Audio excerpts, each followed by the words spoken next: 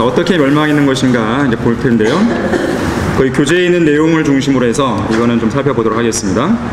그래서 여러분들이 보시면서 얼마나 이 나훔의 예언이 문자 그대로 이렇게 성취되었는가, 여기 일단은 먼저 초점을 두시고 보셨으면 좋겠습니다. 당시에 아까 잠깐 설명드렸지만 BC 612년경인데요.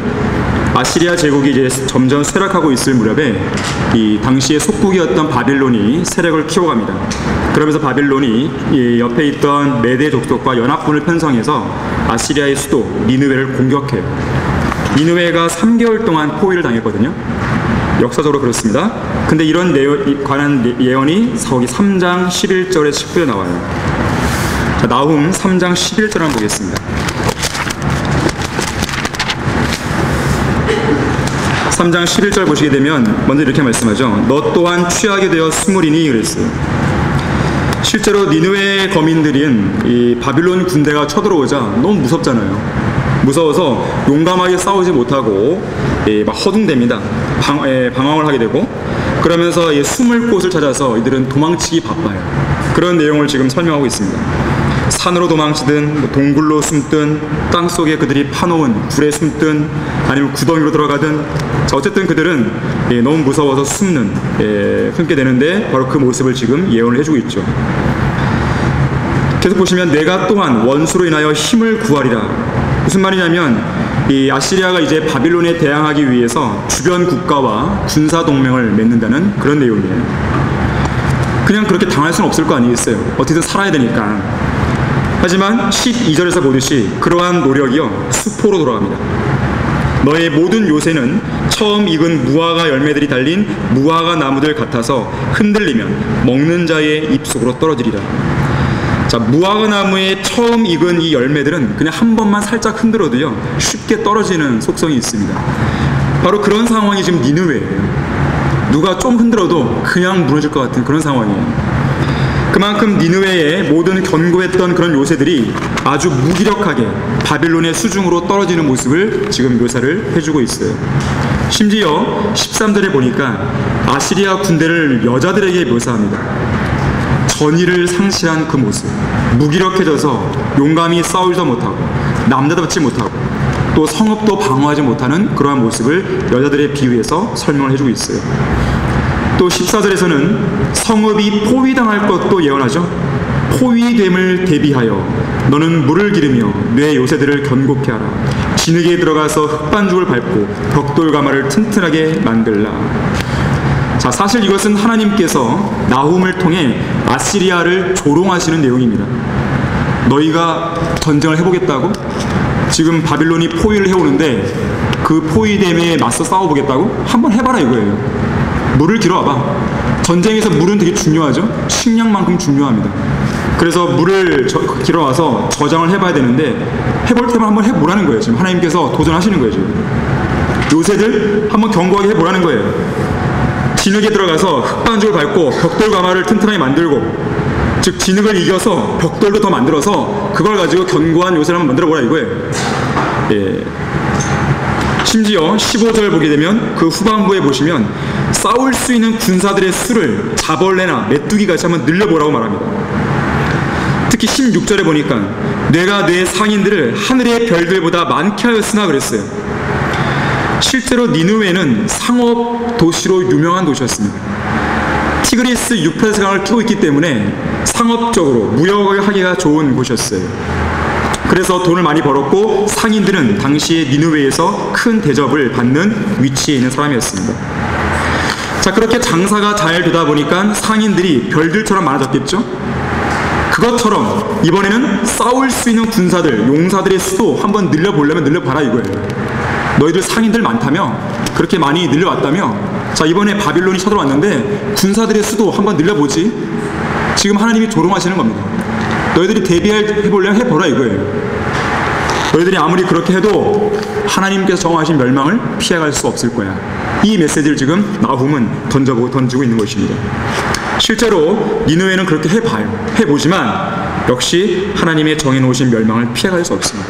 멸망하게 되는 거예요. 바로 그 멸망하는 내용이 자, 나훔 1장 8절 9절 보십시오. 자, 소선지서의 특징 중에 하나는 뭐냐면 시간적인 순서대로 기록하는 게 아니에요. 어떤 예언들이 있으면 여기서 조금, 저기서 조금 들락날락합니다. 그래서 이 선지서의 특징은 소위 말해서 비약적이란 말이에요. 비약적. 논리적인 순서대로 하나 둘 이렇게 나오는 게 아니라, 그러면 정말 쉽겠죠, 우리가 좀 더. 근데 그런 것이 아니에요. 여러 가지 예언들을 여기서 저기서 막 던지는 거예요. 하지만 우리는 이미 세대적 진리라고 하는 이 체계 속에서요, 앞으로 일어날 사건들의 순서를 다 알잖아요. 공부를 조금 했든 많이 했든 기본적인 틀을 안단 말이에요. 자, 교회가 휴거되면 대환란이 있고, 대환란이 끝날 즈음에 아마게도 전쟁이 있고, 재림이 있고, 천년왕국이 있고, 그 이후 심판이, 이건 안단 말이에요. 큰 굵기를 알기 때문에 여러분들이 예언을 통해서 그런 예언들을 볼 때에 이게 여기구나, 이게 여기구나, 좀 감이 있단 말이에요. 그래서 이러한 세대적 진리를 갖고 공부를 하신 분들은 소선지서나 대전서를 공부할 때에 그나마 좀 쉬운 거예요. 자, 어쨌든 간에, 어쨌든 이 나홈 1장 8절을 보시면 니느웨의 멸망을 보여주는데, 멸망할 때의 모습을 이렇게 묘사합니다. 범람한 홍수로 그가 그 자리를 완전히 멸하실 것이요, 니느웨가 멸망한다는 걸 이렇게 표현하는 거예요. 흑암이 그의 원수들을 추적할 것이라. 너희가 주를 대적하여 무엇을 획책하느냐? 그가 완전히 멸망시키시리니 재난이 다시는 일어나지 아니하리라. 무슨 말입니까? 완전히 멸망이 있으니까 무슨 재난을 얘기할 수 있겠어요? 그 정도로 완전한 진멸, 이걸 지금 말하는 거예요. 실제로요, 여기 범람한 홍수가 나오는데요, 아까 니느웨가 있는 그 강이 뭐예요? 티그리스, 유프라tes 강이란 말이에요. 티그리스 강 그 줄기에 있단 말이에요. 당시에 강물이 급작스럽게 불어납니다. 그러면서 그 홍수로 인해서 이 범람한 홍수로 니느웨 성읍이 잠기게 되는 그런 역사적인 사건이 있어요. 이게 첫 번째고요. 그 두 번째는 이 범람한 홍수라고 했을 때요, 성경에는 문자적인 홍수도 이야기하지만 어떤 문맥에서는 군대를 이해할 때 있어요. 군대가 막 휩쓸고 진군하는 모습을 홍수처럼 진군한다, 이런 표현을 쓴단 말이에요. 대표적인 경우가 이제 이사야에 나오는 그 내용인데, 여기 지금 나홈에 나오는 1장 8절 9절은 이 둘 다를 의미합니다. 실제로 당시에 역사적으로 홍수도 있었고, 바빌론 군대가 홍수처럼 그들을 휩쓸고 들어오는 거예요. 자, 범람한 홍수로 그가 그 자리를 완전히 멸하십니다. 자, 그래서 실제로 티그리스 강물이 범람해서 니느웨의 성문과 궁전의 기초들을 쓸어버렸고요. 그런 상황에서 여러분 거기 나홈 3장 13절 보세요. 성문들이 열리게 됩니다. 나홈 3장 13절 보시게 되면, 보라, 내 가운데 있는 내 백성은 여자들이라. 내 땅의 성문들은 내 원수들에게 활짝 열려 있으니. 바로 범람한 홍수를 통해서 이러한 일들이 생기는 거예요. 자, 성문이 열리자 바빌론 군대가 아주 홍수처럼 휩쓸고 들어오게 될 수밖에 없겠죠. 쳐들어옵니다. 쳐들어왔을 때에 이 고대 그리스의 역사가 디오도루스 시큘러스에 의하면, 거기 박스 내용이 나와 있는데요, 니느웨가 함락될 당시에 궁전 안에서는 연회가 벌어지고 있다 그랬어요. 정신 나갔죠. 왕과 고관들은 아주 태평하게 한밤중까지 술을 마셨다고 합니다. 실제로 이 내용이 거기 여러분들 1장 10절 보세요. 나홈 1장 10절 보면 이렇게 묘사합니다. 그들이 가시나무처럼 엉켜지고 주정뱅이처럼 뭐예요? 취해 있을 때. 술 취해 있는 거예요. 거기 나홈 3장 아까 봤던 11절도 보세요. 11절. 너 또한 뭐 하게 돼요? 취하게 돼요. 그런 말이 있습니다.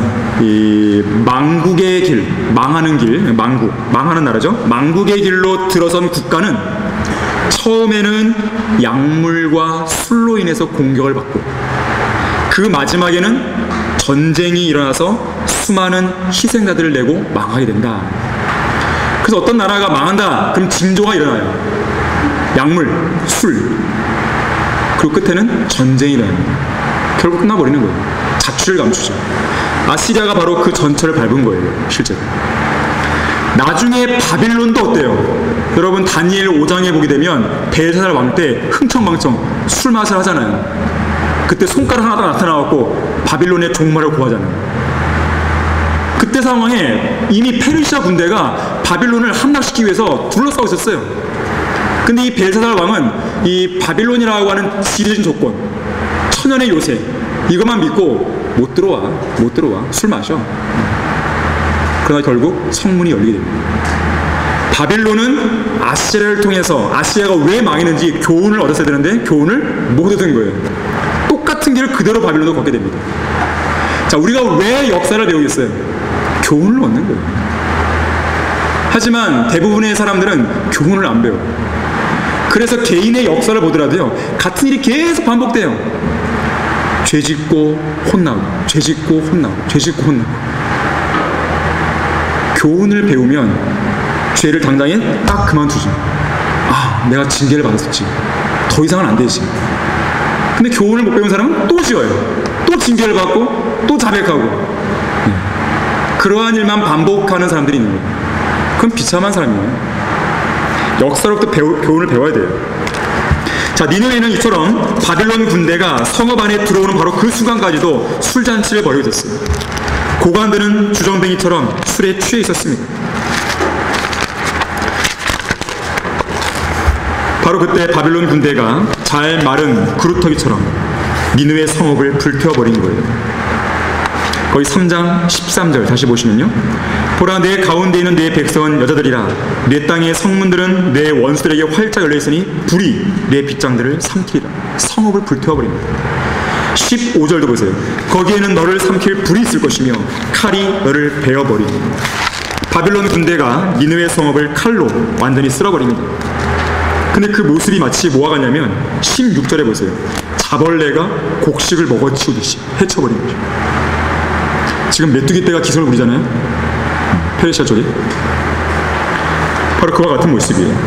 자벌레가 휩쓸듯이 바빌론의 군대가 이들을 휩쓸고 지나갑니다. 그러자 니느웨가 자랑하는 상인들이 모두 죽고 약탈당하죠. 그렇게 니느웨가 함락될 때 17절 보세요. 관을 쓴 자들이 나와요. 관을 썼다. 누구예요? 통치자들, 니느웨의 대장들, 이런 사람들이에요. 이들이 메뚜기와 큰 황충들처럼 해가 뜰 무렵에 살아남기 위해 도망치는 모습을 제시하고 있죠. 또 18절 보니까 백성들을 인도하는 목자들, 귀족들이 살해되죠. 자, 목자들이 죽자, 그들을 인도하는 사람들이 죽자, 백성들은 어떻게 돼요? 산으로 뿔뿔이 흩어지죠. 도망가게 됩니다. 결국 19절에서 나훔은 이러한 질문으로 끝냅니다. 내 상한 곳은 고칠 수 없고 내 상처는 심하도다. 내 소문을 들은 자들은 다 너를 향하여 손뼉을 치리니 내 사악함이 계속해서 다치는 자가 누구랴. 다시 말하자면 니느웨가 입었던 이 상처는 고칠 수 없을 만큼, 회복될 수 없을 만큼 너무나 치명적인 상처였어요. 결국 니느웨, 이 아시리아는 나중에 좀 더 재기를 꿈꿔보지만 재기할 수가 없는 거예요. 결국 이렇게 니느웨가 함락되었다는 소문을 들은 이웃 나라들 어떻게 할까요? 손뼉을 치는 거죠.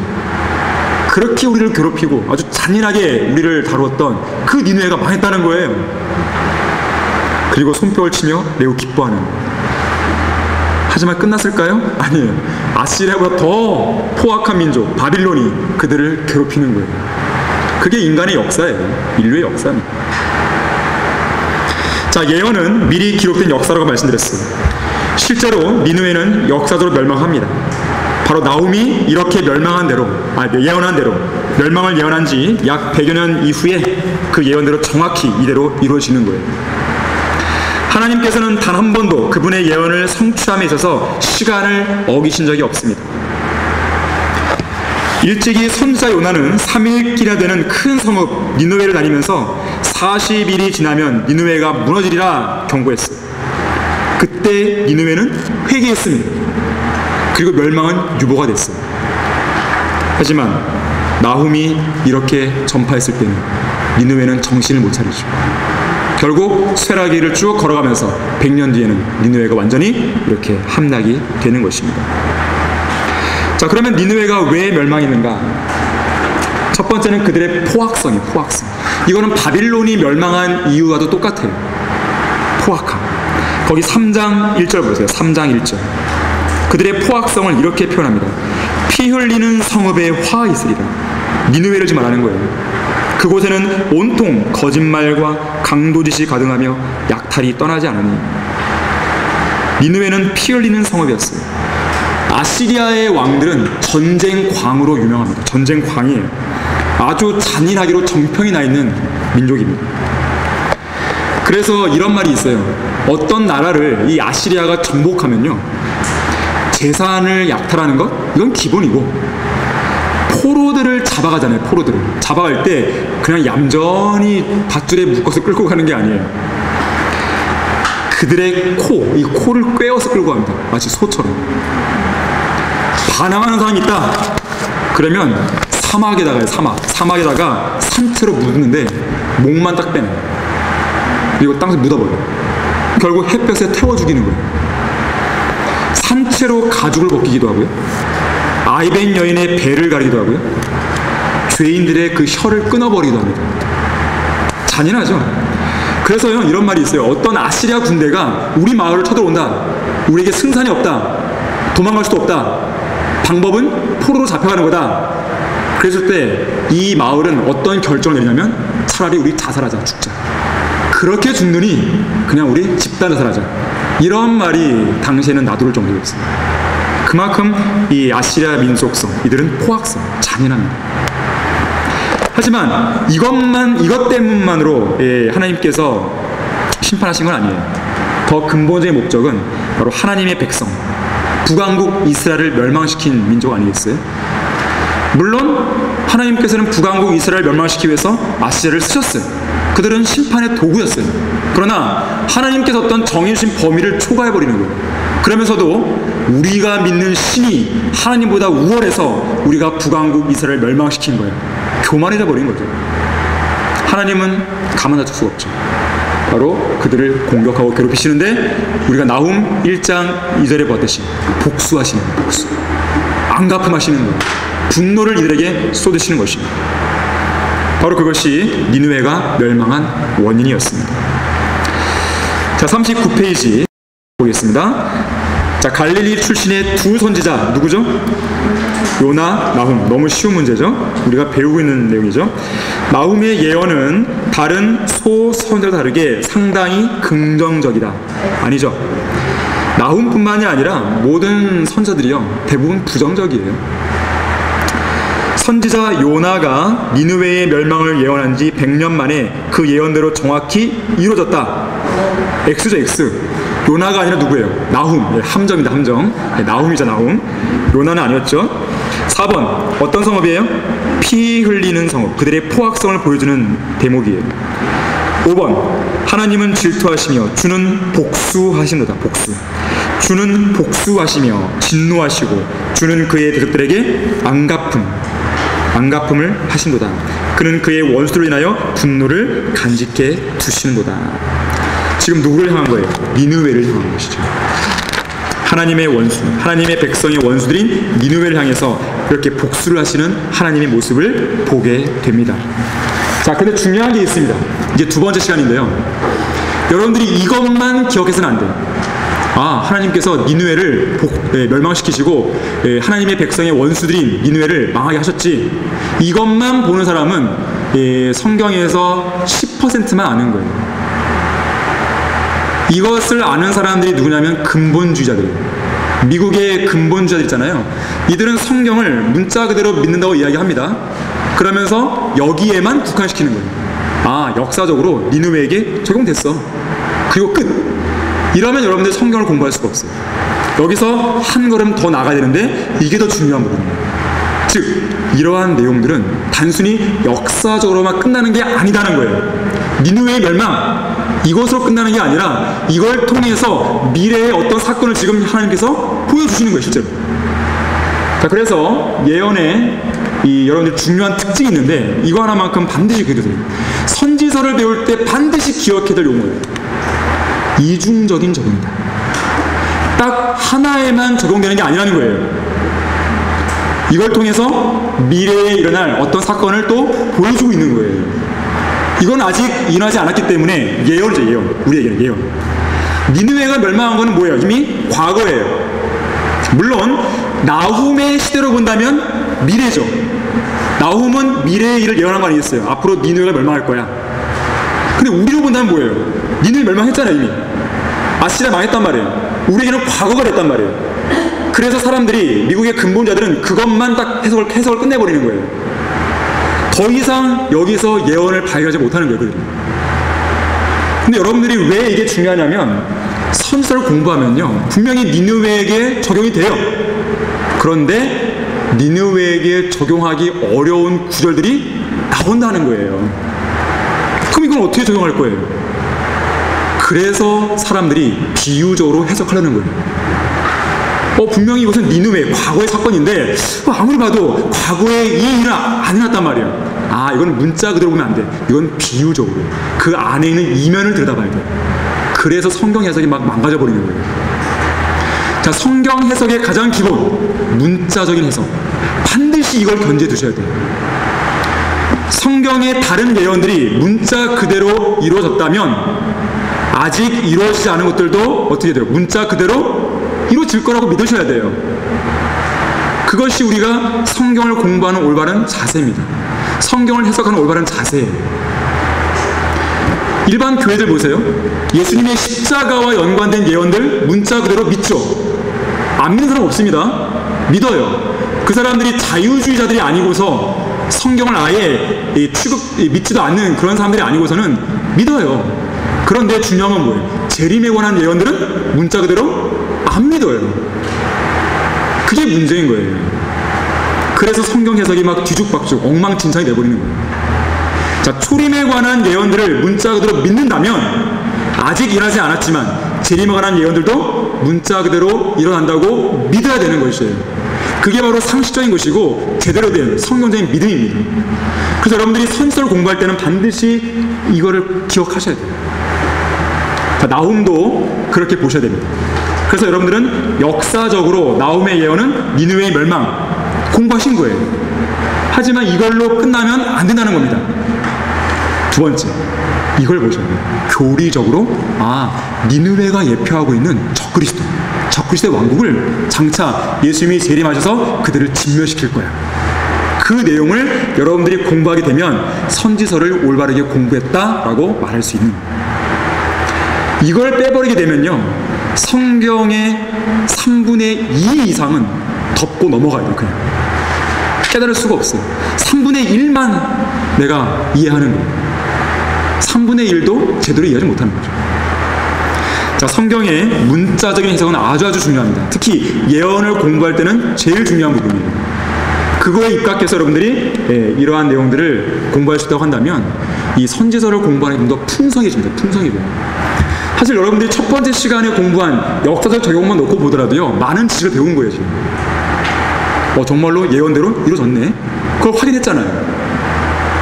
하지만 여러분들이 이것까지, 두 번째까지 본다면 정말로 그야말로 제대로 된 풍성한 성경 공부를 할 수가 있는 것이에요. 여기다가 영적인 적용을 하나 더 가미하면 그야말로 금상첨화잖아요.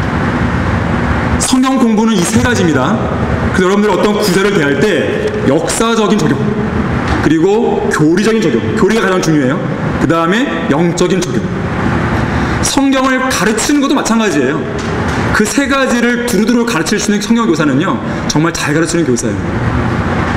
그러한 교사들이 가르치는 내용들은 정말 풍성해요, 실제로. 근데 쉽지가 않죠, 그런 부분들이. 다 그런 구절들을 역사적, 교리적, 영적으로 이걸 두루두루 하셨다는 것은요, 럭하 목사님 같은 분은 가능하시지만 쉽지가 않습니다. 그러나 여러분들이 그러한 관점으로 공부를 하셔야 돼요. 좀 다른 얘기를 샜지만 아주 중요한 부분이니까 여러분들이 기억하시면 좋겠습니다. 자, 그렇다면 우리가 이러한 입각에서 우리가 첫 번째 시간에는 역사 적용을 봤다면 이제 두 번째 시간과 세 번째 시간은 이 교리적 적용, 예언과 연관해서 보도록 하겠습니다. 자, 우선 예수님의 재림 때 문자적으로 일어나게 될 내용들이 나와요. 바로 나훔 1장 3절에서 7절까지 내용인데, 이 내용들을 가만히 보고 있노라면 이 니느웨가 멸망했을 역사적인 사건으로 적용하기에는 좀 무리가 되는 내용들이 있단 말이에요. 그렇다고 이것을 비유적으로 해석하면 안 된다는 것입니다. 이 내용은 니느웨가 멸망할 때 이루어지지 않았다면 앞으로 재림 때 반드시 그대로 이루어진다는 내용이에요. 그렇게 여러분들이 보시면 됩니다. 이것이 바로 예언의 이중적인 적용임을 기억하시면 좋겠습니다. 자, 나훔 1장 2절 보겠습니다. 하나님은 질투하시며 주는 복수하시는도다. 주는 복수하시며 진노하시고 주는 그의 대들에게 안갚음을 하시는도다. 그는 그의 원수들로 인하여 분노를 간직해 두신도다. 자, 1차적인 적용은 니느웨의 역사적인 멸망입니다. 자, 두 번째, 이중적인 적용은 재림 때에 이러한 날이 있는 거예요. 그래서 재림은 복수의 날, 복수의 날. 사실 이 복수에 대한 주제는 재림을 예언하는 선지서들에서 자주 볼 수 있는 내용들입니다. 이사야 34장 8절 한번 찾아보겠습니다. 이사야 34장 8절. 여러분, 성경을 많이 안다는 것은요, 다른 게 아니에요. 어떤 주제가 있으면 그 주제와 연관된 성경 구절이 어디에 있느냐, 이걸 많이 알면 정말 성경을 많이 안다라고 말할 수 있어요. 물론 그걸 100% 다 우리가 설명할 수는 없겠지만 기본적으로 어떤 주제에 대해서 여기도 있고 저기도 있고 이거를 연결시킬 수만 있다면 성경을 잘 아는 거예요, 그 사람. 그러니까 성경을 많이 읽으라고 하는 거죠. 자, 이사야 34장 8절 보시면 이는 주의 보복의 날이요 시온의 논쟁에 대한 보상의 해라 그랬어요. 자, 주의 보복의 날이에요. 재림 때 있을 주님의 보복의 날입니다. 이 보복의 날을 가리켜서 시온의 논쟁, 이스라엘을 위한 논쟁에 대한 보상하시는 해다 그랬어요. 다시 말하자면 원수들, 이스라엘을 멸망을 시키고 괴롭힌 그 원수들에게는 복수하지만 누구를 위해서는 하시는 거예요? 이스라엘을 위해서는 그들을 회복시키시는 거죠. 용서하시고. 그 내용이에요. 이사야 61장 2절에서는 우리 하나님의 복수의 날을 선포하라래요. 복수의 날. 예레미야 46장 10절에서는 그날은 만군의 주 하나님의 날이요 복수의 날이라 그가 그의 대적들에게 원수를 갚으리라 그랬어요. 자, 복수를 강조하죠. 미카서 5장 15절에서도 분노와 진노로 이방 위에 복수하신다 그랬어요. 복수. 바로 재림 때의 모습이에요. 그 복수의 날에 관한 예언이 재림 때 그대로 성취가 되는 것입니다. 근데 이 복수와 연관해서요, 로마 카톨릭에 대한 복수도 나옵니다. 요한계시록 19장 2절 한번 보겠습니다. 이방인들에게 복수하시겠지만 재림 때에 특히 아마겟돈 전쟁에서 복수하시겠지만 이 로마 카톨릭의 멸망도 그것도 하나의 복수죠. 그들에게 진노하시는 거예요, 하나님께서. 자, 요한계시록 19장 2절 보시게 되면 이는 그분의 심판이 참되고 의롭기 때문이며 또 그분께서 그녀의 음행으로, 로마 카톨릭입니다. 신비의 바빌론, 창녀로 묘사되고 있는 로마 카톨릭의 음행으로, 영적인 음행이든 실제적인 음행이든 다 마찬가지예요. 땅을 타락케 한 그 큰 창녀를 심판하셔서 그의 종들의 피를 그녀의 손에서 갚아주셨기 때문이라 그랬어요. 로마 카톨릭이 얼마나 많은 사람들을 죽였어요. 얼마나 많은 그리스도인을 죽였어요. 그 핏값을 갚아주시는 거예요. 바로 재림 때 복수를 하시는 거예요, 하나님께서. 종교 창녀, 로마 카톨릭에 대한 복수, 또 이방인들에 대한 복수, 이런 복수를 행하시는 날이 바로 재림이에요. 특히 이 포도즙 틀을 밟는다는 말 아시죠? 계시록 19장 11절에서 19절 보게 되면 주님께서 재림하셔갖고 이방 민족들 향해 실제로 복수를 행하실 때 그들을 정말 짓밟아버리는 거예요. 그럼 피가 막 사방에 튀겠죠. 그거를 포도즙 틀에 넣어서 밟는 걸로 묘사를 하시는 거예요. 분노를 쏟아내시는 것입니다. 자, 이러한 재림과 연관해서 또 볼 수 있는 것은요, 나훔 1장 3절 보시면 주는 회오리 바람과 폭풍 가운데도 그의 길을 가지고 계시며 그랬어요. 니느웨가 역사적으로 멸망할 때는 회오리 바람이 안 불었어요. 그때는 폭풍이 없었어요. 그럼 이것을 비유적으로 해석해야 되는 것인가? 그렇지 않다는 거예요. 재림 때 이것은 등장하는 거예요. 회오리 바람과 폭풍, 여러분들이 성경에서 이 단어들 한번 쭉 찾아보세요. 그러면 예수님의 재림과 연관된 문맥에서 등장합니다. 이사야 66장 15절에서는 주님께서 병거들과 함께 내려오시는데 회오리 바람과 같은 병거들이라고 말씀하고 있어요. 또 스가랴 9장 14절에서는 재림하실 때 회오리 바람과 함께 나간다 그럽니다. 주님이 오실 때 그야말로 토네이도가 부는 거예요. 회오리 바람이 얼마나 부는 것이에요. 그런 가운데도 그분의 길을 갖고 계신다는 거죠. 회오리 바람이 그렇게 불 때 악인들이 쭉정이처럼 날아가는 거예요. 특히 여기 회오리 바람과 폭풍 가운데 길이 있다는데 길, 이거는 예수님의 재림의 길이에요. 재림의 길. 예수님이 재림하실 때 그분이 밟게 되는 여정이 나옵니다. 여정. 재림의 여정이 있어요. 이 시간에 그걸 다 설명드릴 수는 없습니다. 우리가 앞으로도 뭐 다른 주제를 가르칠 때도 이 부분을 이야기할 경우가 많이 있어요. 전에도 가르쳤었고요. 예, 참고적으로는 럭하 목사님이 쓰신 책 있죠. 휴거 이후에 있을 일들. 그 책에 보게 되면 제6장 재림의 여정이라고 하는 하나의 이 칼럼이 있습니다. 그걸 한번 보시면 재림의 여정을 그대로 공부할 수가 있어요. 예수님께서 재림하실 때 가장 먼저 시내산으로 오십니다. 시내산. 출애굽한 이스라엘 백성들이 하나님을 만난 장소가 어디였어요? 시내산이에요. 시내산. 거기에서 율법을 받은 것이죠. 예수님의 재림 때도 출애굽 때의 상황이 반복이 됩니다. 그래서 여러분들 거기 교재에 보게 되면 나오죠. 이사야 11장 16절 제시되어 있죠. 남게 될 그의 백성의 남은 자들을 위해, 아까 남은 자들을 얘기했는데 이 남은 자들 바로 환란 시대에 남은 이스라엘 백성들을 말하는 것이에요. 이들을 위해서 아시리아로부터 대로가, 하이웨이 대로가 있게 하시리니 이스라엘이 이집트 땅에서 나왔던 그날, 바로 출애굽 때죠. 그때에 이스라엘에 있었던 것과 같게 하시리라. 그래서 여러분들이 재림 때에 일어날 일들을 보게 되면요, 출애굽기에서 봤던 사건들이 많이 반복이 돼요. 재현됩니다. 메뚜기 등장하죠, 뭐 피가 등장하죠, 뭐 어둠이 있죠, 막 이런 것들, 우박이 막 쏟아지죠. 이런 내용들 여러분들 요한계시록에서 많이 보게 되잖아요. 그 우연이 아니에요. 출애굽기를 통해서 하나님께서는 재림 때에 일어날 일들을 예시를 해준 거예요. 예언적으로 보여주는 거예요. 예표로. 그런데 그때 그날에 있을 일 중에서 예수님의 재림의 경로가 나옵니다.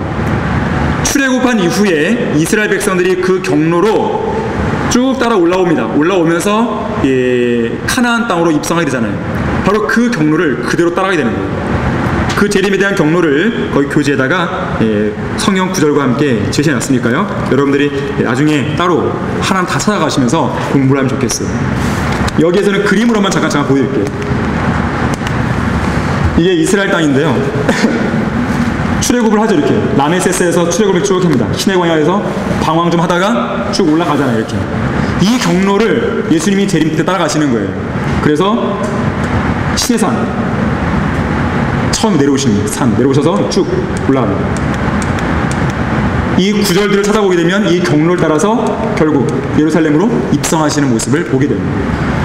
그래서 예수님의 재림의 경로는 주로 산에서 산으로 움직여요. 산에서 산으로. 시내산에서 내려오셨다가 쭉 따라 올라갑니다. 여기도 다 산으로 연결되어 있는 곳이에요. 가면서 최종적인 산이 어디예요? 예루살렘 동편에 있는 올리브산에 딱 서시는 거예요. 산에서 산으로 쭉 경로를 따라가시게 됩니다. 근데 그 경로가 이스라엘의 출애굽 이후에 밟았던 경로와 유사한 것이죠. 지금 이사야 11장 16절대로 가는 거예요. 이 경로를 가리켜서 오늘날 뭐라고 말하냐면 왕의 대로, 실제로 있는 명칭입니다. 왕의 대로, 킹스 하이웨이. 왜 왕의 대로일까요? 왕이신 예수님이 재림 때 가실 경로이기 때문에. 회오리 바람과 폭풍 가운데 가시겠지만 그 가운데 그분의 길을 갖고 계십니다. 이걸 따라서 올라가게 되는 것이죠. 또한 3절 보니까요, 구름은 그의 발에 티끌, 그의 발에 티끌, 구름이 등장하고 티끌이 등장해요. 실제로 이 구름도요, 거기 교재에 나와 있죠. 에스겔 1.4절. 내가 보았더니 보라, 북쪽에서 회오리 바람과 큰 구름과 불덩어리가 나오는데 그 주위에 광채가 있으며 그 가운데 불 한가울 나온 것은 황갈색 같더라. 하나님의 모습이죠. 재림하시는 예수 그리스도의 모습을 묘사해주고 있습니다. 그런데 구름이 등장해요. 회오리 바람, 불덩어리. 이런 모든 요소들은 예수님의 재림 때에 등장할 요소들이에요. 실제로 예수님 구름 타고 오시잖아요. 구름 타고. 예수님께서 승천하실 때 구름 사이로 사라지셨잖아요. 구름이 제자들이 딱 볼 때 구름이 딱 그들의 시야를 가려버리잖아요. 그때 옆에 있던 천사가 뭐라 그래요? 이 본 그대로 예수님이 오실 거야 그랬어요. 본 그대로 구름 속으로 사라졌듯이 나중에 구름 타고 오시는 것이죠.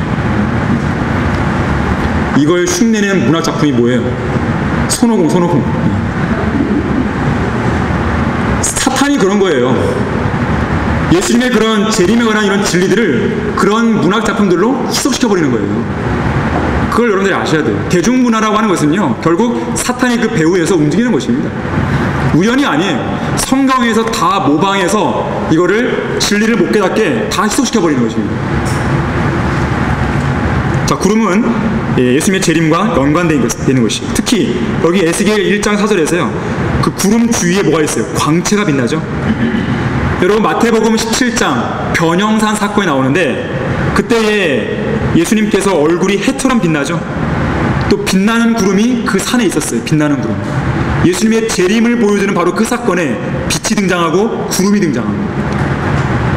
불덩어리도 마찬가지예요. 실제로 예수님께서 재림하시게 되면요, 러크만 목사님의 표현을 빌리자면 마치 화염방사기로 막 휘둘러서 지나가시는 거예요. 불바다가 만들어져요. 나중에 여러분들이 아모스서를 공부하면요, 이 이스라엘, 그러니까 북왕국 이스라엘, 남왕국 유다, 그리고 주변 국가들 모압, 암몬, 이집트, 바빌론 이런 얘기 할 때 그들을 심판한다고 하시면서요, 내가 어디에 불을 보낸다, 내가 불을 보낸다, 계속 불을 보낸다, 이런 말씀. 예수님께서 재림의 경로를 따라가시면서도 이 불바다를 만드시겠지만 이런 주변 국가들 있잖아요, 불을 보내시는 거예요. 이스라엘 주변 국가들은 다 뭐로 유명해요? 석유가잖아요, 석유. 우연이 아니에요. 정말 제대로 타겠죠, 정말. 우연이 아닙니다. 왜 여기에서만 석유가 많이 나는 거예요, 도대체? 이것이 결코 우연이 아니에요. 결국 하나님께서는요, 모든 것들을 계획하고 보고 계시는 거예요. 그런 내용들이 지금 성경에 나오는 것이죠. 불로 심판해 버리시는 겁니다. 나중에는 아예 온 우주 다 불로 태워버리신 거죠. 그거에 대한 어떤 모형으로서 예수님이 재림하시면서 불바다를 만드시는 거예요. 자, 그 내용이 여러분들 교재 43페이지 박스 내용이 나와 있으니까요, 한번 읽어보시기 바랍니다. 자, 그야말로 예수님이 재림하시면 초토화되는, 초토화. 마치 이런 그림이죠. 토네이도. 무시무시한 거예요, 무시무시. 이런 가운데 주님이 오시는 거예요. 그러면서도 그분의 재림의 길을 갖고 계신 거죠. 불바다를 만들고. 그리고 완전히 땅을 뒤집어 엎어서 천년왕국이라고 하는 아주 이 지상낙원을 하나님께서 만드시는 거예요. 주님께서 천년왕국을 세우시는 것은요, 인간이 세운 문명에서 좀 이렇게 개선해갖고 만드시는 게 아니에요. 완전히 뒤집어 엎어버리시는 거죠. 땅을 완전히 바꿔버리는 거예요. 땅의 아예 그 체질을 완전히 바꿔버리는 거예요. 이미 이 땅은 뭐예요? 죄로 인해서 저주가 들어왔단 말이에요. 아담이 죄를 지은 이후로 땅이 저주를 받았어요. 그런 저주한 땅에다가 인간이 세운 문명 위에다가 뭔가 덧칠을 칠하는 게 아니란 말이에요. 완전히 불로 휩쓸어버리고 회오리로 휩쓸어버리는 거예요. 끝장내버리시고 완전히 새로운 세상을 만들어주신 것이 바로 천년왕국이에요. 나훔 1장 4절로 오시게 되면요, 그는 바다를 꾸짖으시고 그것을 마르게 하시며 모든 강을 말려버리시노다. 자, 이 사건이 니느웨가 멸망할 때 없었다니까요. 바다가 언제 말랐어요? 강이 언제 말랐어요? 이거는 예수님의 재림 때에 이루어지는 것이죠. 자, 니느웨의 멸망을 주님이 말씀하시는 가운데에 장차 재림 때 일어날 일을 기억해두고 계신 거예요. 문자 그대로 이루어지는 것이죠. 이걸 어떻게 적용할까요? 이건 두 가지로 볼 수 있는데, 첫 번째는 예수님이 재림하실 때 둘째 하늘과 셋째 하늘 사이에 가로막고 있는 게 뭐예요? 큰 물층이죠. 저 우주에 큰 물층이 있는 거예요. 주님의 콧김을 내쉬자 이 물층에 통로가 딱 드러나는 거죠. 마치 출애굽 당시에 홍해가 쫙 갈라지잖아요. 양쪽에 물벽이 쭉 쏟아져요. 물벽이 성탄대에서 땅은 마른 그곳으로 이스라엘이 통과했듯이 둘째 하늘과 셋째 하늘 사이에 그 큰 물층을 주님이 딱 내려오실 때 통로가 딱 드러나는 것이죠. 이걸로 적용해 볼 수 있고요. 또 한 가지는 뭐냐면, 이 대환란 때 큰 강 유프라테스의 그 강이 말라버리잖아요. 요한계시록 16장 12절 한번 보겠습니다. 강물이 마릅니다. 주님께서 동방의 왕들이 아마겟돈 전쟁을 위해서 집결할 수 있도록 그 강물을 마르게 하는 것이죠. 16장 12절 보시면, 여섯째 천사가 자기 호리병을 큰 강 유프라테스에 쏟으니 강물이 말라버려서 동방의 왕들의 길이 예비되더라. 자, 이것으로 적용해 볼 수 있어요.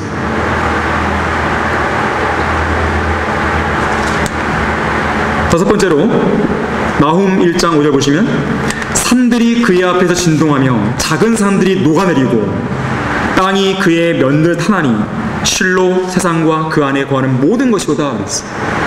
세상과 그 안에 거하는 모든 것. 자, 이러한 일이 니느웨가 멸망할 때는 일어나지 않았던 것이에요. 재림 때 일어나는 거예요. 회오리 바람과 불로 심판하시는 그 예수님의 재림의 여정 속에서 이런 일이 벌어지죠. 산들이 녹아내리는 거예요. 여러분, 용암이 펄펄 끓는 장면 보셨을 거 아니에요? 뉴스에서. 녹아내리는 거예요.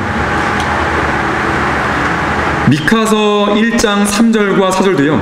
보라, 주께서 그의 처소에서 나오시며 내려오시어 땅의 산당들을 밟으실 것이요 산들이 그분 아래서 녹고 골짜기들이 갈라지되 불 앞에 밀초같이 빛 아래 쏟아져 내리는 물같이 되린다 그랬어요. 용암이 흘러내리는 모습과 거의 유사하죠.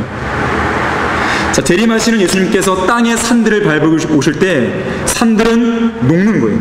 골짜기들은 갈라지는 거예요. 지진, 산사태.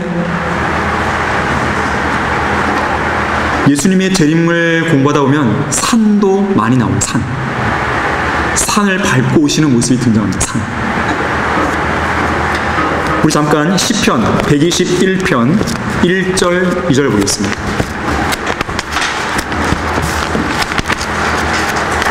시편 121편 1절 2절을 보시게 되면 이 시편 기자가 이 산들을 향하여 눈을 들어 올려라 많이 나와요. 내가 나의 도움이 오는 산들을 향하여 내 눈을 들어 올리리니 나의 도움이 하늘과 땅을 지으신 주께로부터 오다 그랬어요. 이것은 단순히 하나님의 도움을 간구하는 어떤 시인의 간절한 마음을 시적으로 담아낸 표현이 아니에요. 성경은 기본적으로 어떻게 해석이 됩니까? 문자 그대로. 재림하시는 예수님께서 산들을 타고 오시잖아요. 산들을. 자, 대환란 때 고통받는 유대인들, 성도들 어디를 봐야 돼요? 산을 보겠죠. 주님이 언제 오시는가? 적그리스도의 통찰에서 우리가 이렇게 힘들고 있는데 이걸 구원을 할 분은 메시아 한 분이신데 성경을 보니까 메시아께서는 산들을 타고 온다는 거예요. 산들이 눈을 들겠죠. 주님의 모습을 보겠죠. 그들은. 그거예요 지금 그. 여러분이 영적으로 이걸 적용하기 전에 이것의 진짜 의미가 무엇인지 먼저 공부를 해야 되는 거예요. 교리적으로 여러분들이 먼저 지식을 갖고 난 이후에 얼마든지 충분히 영적인 적용을 하셔야 되는 거예요. 교훈을 얻고. 하지만 영적인 교훈만 얻겠다고 달려드는 사람은요 성경을 제대로 이해할 수가 없어요. 왜 산을 봐야 되는 것인가? 주님이 그 산을 타고 오시기 때문에. 재림이에요, 재림. 6절도 보시면 나훔 돌아오셔서 누가 그의 분노 앞에 설 수 있느냐? 누가 그의 분노의 열기 속에 거할 수 있느냐? 그의 경노함이 불처럼 쏟아지고 바위들이 그에 의하여 던져지노다. 바위들이 막 던져지는 거예요. 자, 니느웨가 멸망할 때는 이게 없었다니까요. 근데 이것이 재림 때에 나타나는 거예요. 말라키 3장 2절에서는 그가 오는 날에 누가 거할 수 있겠느냐? 그가 나타날 때 누가 서겠느냐? 감히 회오리 바람과 불과 함께 오시는 그 앞에 설 수가 없죠. 속수무책이죠. 아무리 아마겟돈 전쟁에서 2억의 군대가 집결해 봐요. 그게 소용이 있는. 싸워보지도 못하고 그냥 망해버리는 거예요. 여러분들 요한계시록 6장 16절 17절 한번 보세요. 여러분들이 성경을 조금만 더 알고 더 깊이 있게 조금만 더 공부한다면요 성경 어디든지 막 넘나들 수가 있는 거예요. 어느 한 군데만 머무르는 게 아니라 신약이든 구약이든 역사서든 선지서든 성경을 여러분들이 조금만 공부한다면 공부할 수 있는 거예요. 얼마나 재밌어요 그것이. 아, 성경이 이것이구나. 자, 요한계시록 6장 16, 17절도 역시 재림인데 보세요. 산들과 바위들에게 말하기를. 아까 나훔 1장 6절에서 뭐라 했어요? 바위들이 던져져요. 근데 보세요. 바위들에게 말하기를 우리 위에 떨어져서 보좌에 앉으신 분의 얼굴과 어린 양의 진노의 소리를 숨기라. 이는 그분의 진노에 큰 날이 임하였으니 누가 감히 설 수 있으리요? 아, 무섭다는 거예요. 차라리 너무 무서우니까 바위들, 산들 우리가 떨어지라 이거예요. 차라리 죽겠다 이거. 맞아 죽겠다 이거예요. 그게 낫지 예수님의 재림을 어떻게 견디냐 이거예요. 너무 무시무시하니까. 연결이 되는 것이죠. 자, 재림은 구원받은 그리스도인들에게는 영광의 날이에요. 승리의 날이에요. 할렐루야라고 외칠 수 있는 절로 나올 때 그런 날이란 말이에요. 그 그런데 정작 그 땅에서 심판받고 있는 사람들 보세요. 공포 그 자체죠. 공포 그 자체. 우리 지리한 장마가 한 50여일 이상 됐잖아요. 비도 엄청나요. 막 번개치고 천둥 칠 때 보세요. 그것만 해도 사람들 어때요? 무섭잖아요. 태풍이 한번 쓸 가보세요. 인간은 속수무책이에요. 태풍이 일어나고 산불이 나고 가뭄이 생기고 인간이 할 수 있는 건 없어요. 없어요. 다만 빨리 지나갔으면 좋겠다 이거예요. 다만 희생자가 덜 나왔으면 좋겠다 이거예요. 자, 코로나가 지금 휩쓸고 있어요. 코로나가. 인간이 할 수는 없어요. 손 닦으세요. 마스크 거리두기 하세요.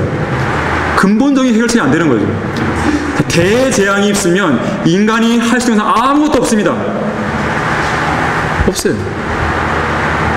그런데 하물며 주님께서 이것보다 더 심한 재앙을 몰고 오실 때 그걸 지켜보고 있는, 그걸 당하고 있는 사람들 미쳐버리는 거죠. 정말.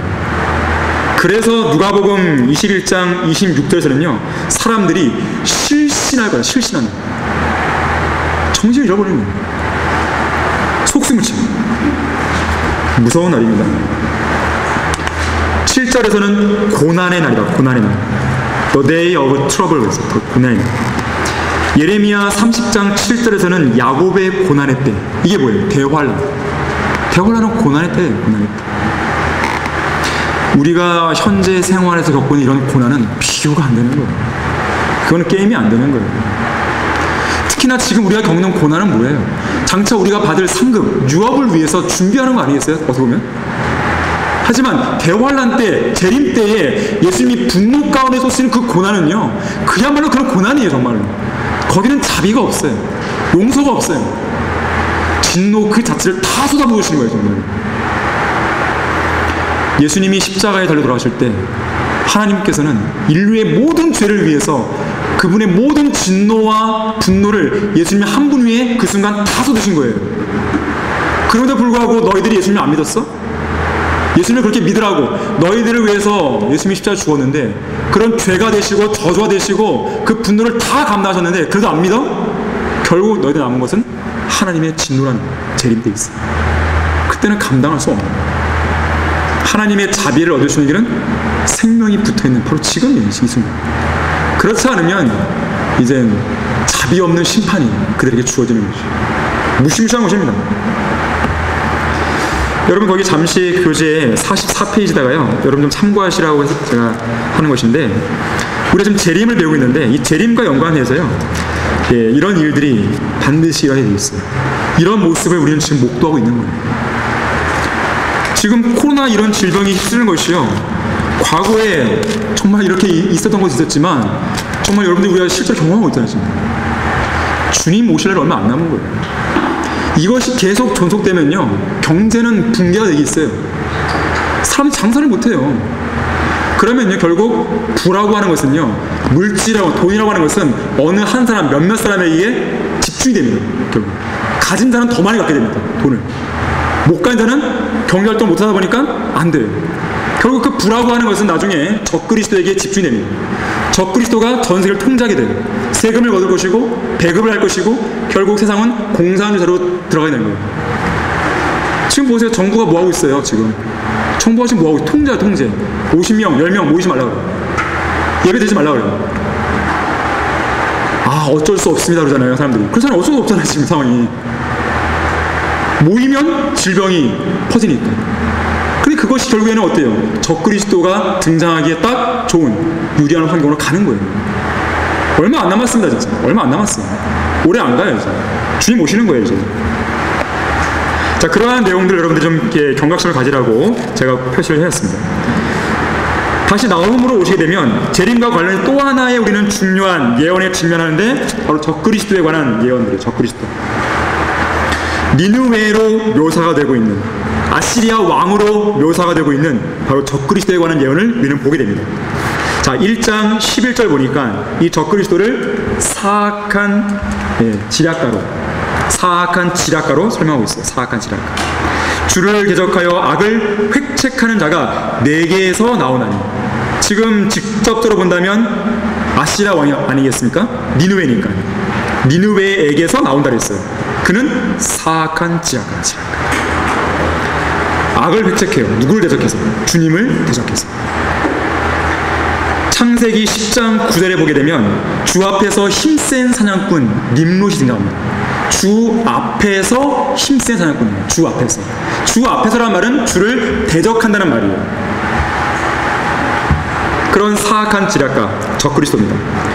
얼마나 사악한 지략가냐면 다니엘 8장 25절에 따르면 그의 지혜를 통해서요, 그가 자기 손에 기술을 늘린다고 하는 적그리스도의 모습이 등장하는데, 세상적인 지혜, 정욕적이고 마귀적인 지혜, 이런 지혜를 가지고 많은 기술을 늘릴 것이에요.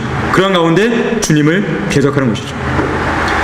사실상 오늘날 일어나는 어떤 그런 과학적인 발전, 이런 것들은 결국에는 뭐예요? 하나님을 대적하는 데 쓰게 될 것이에요. 인간의 편의를 위해서 어떤 발명과 발견과 이런 것이 이루어진다고 하지만 결국에는 적그리스도가 그것을 이용하는 것입니다. 심지어 오늘날 어떤 기술까지 나온 거예요? 기계와 인간의 결합, 인조인간을 만드는 거예요. 그리고 이제는 사이보그를 만드는 거예요. 컴퓨터와 인간의 뇌의 결합. 결국 이것이 인간의 생명을 좀 더 연장시켜주고 또 인간의 어떤 불치병들을 치료할 수 있다, 이렇게 그들은 이야기합니다. 그렇게 전면 내세워요. 결국은 적그리스도의 수중에 이렇게 떨어지는 것이죠.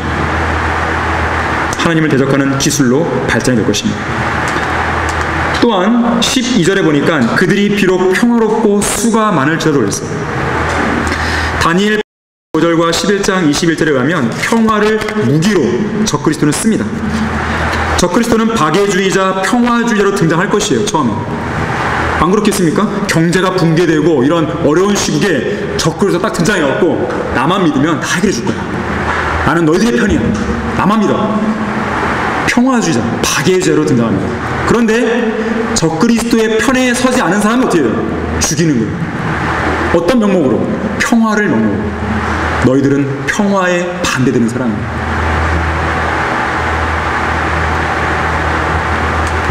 또한 적그리스도는 야비하고 비열한 자.